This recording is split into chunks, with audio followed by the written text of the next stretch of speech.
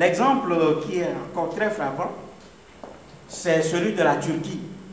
Alors, la Turquie, aujourd'hui, est très présente en Afrique et elle va opérer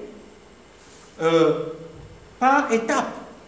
En 1998, la Turquie adopte un document dont le titre est intitulé Opening Up to Africa Policy, qui a pour objectif d'approfondir les relations économiques avec l'Afrique. 2003, la Turquie lance ce qu'elle appelle Stratégie Afrique. 2008, la Turquie déclare cette année Année de l'Afrique, avec obtention du statut de membre observateur auprès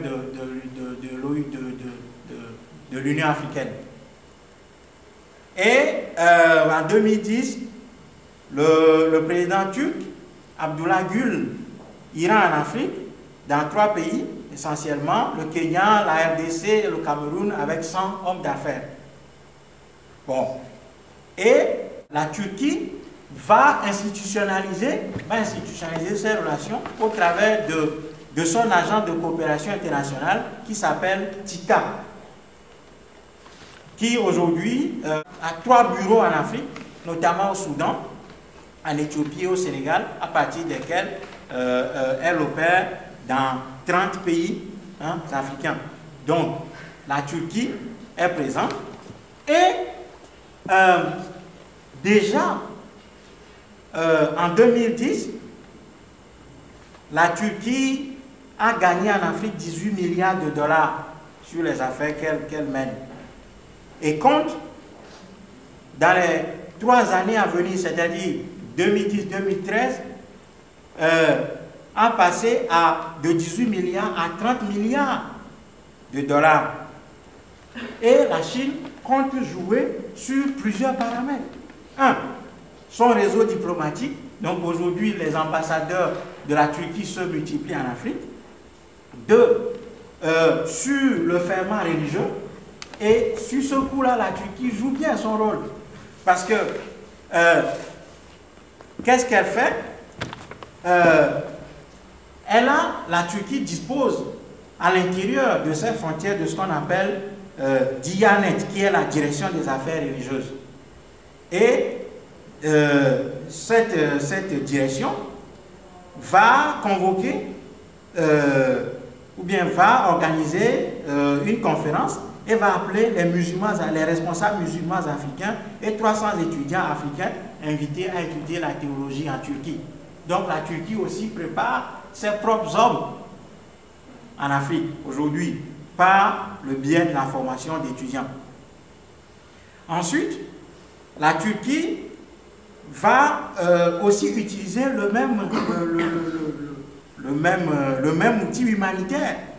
Donc, en 2011, la Turquie a engagé une campagne d'opération de cataracte en Afrique avec pour slogan « Les Turcs, écoutez bien, les Turcs ouvrent les yeux à 100 000 Africains. » Hein?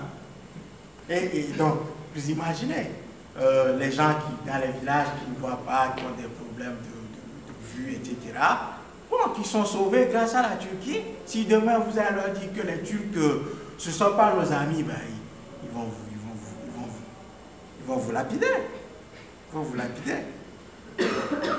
Donc, les Turcs ouvrent les yeux à 100 000 Africains. Ensuite, la Turquie crée un réseau d'écoles, de confréries musulmanes, notamment 5 écoles en Afrique du Sud pour la formation de 3000 étudiants, 3000 élèves. Et la Turquie utilise aussi le paramètre financier parce que la Turquie est membre de la Banque africaine de développement, membre étranger de la Banque africaine de développement. Donc la Turquie passe également par ce biais pour pouvoir s'implanter durablement en Afrique. Et on a vu le résultat de tout ceci, c'est qu'en 2008, la Turquie va pouvoir compter sur les pays africains pour pouvoir être élu comme membre non permanent du Conseil de sécurité des Nations Unies. Voilà. Et donc la Turquie utilise l'Afrique aujourd'hui, pour sa croissance, hein, pour sa prospérité et pour l'affirmation, hein, de sa puissance dans le monde aujourd'hui. On voit d'ailleurs que d'autres pays empruntent le même canal. C'est-à-dire que le Brésil va aussi faire la même chose et va créer une université aujourd'hui au Brésil pour pouvoir, une université africaine, pour pouvoir former voilà, faire venir des étudiants africains, les former à la pensée brésilienne, etc. Pour que, bon, demain, cela donne du fruit. La Corée du Sud fait également la même chose. Mais la Corée du Sud et les pays du Golfe iront beaucoup plus loin. Hein? Qu'est-ce que ces pays vont faire?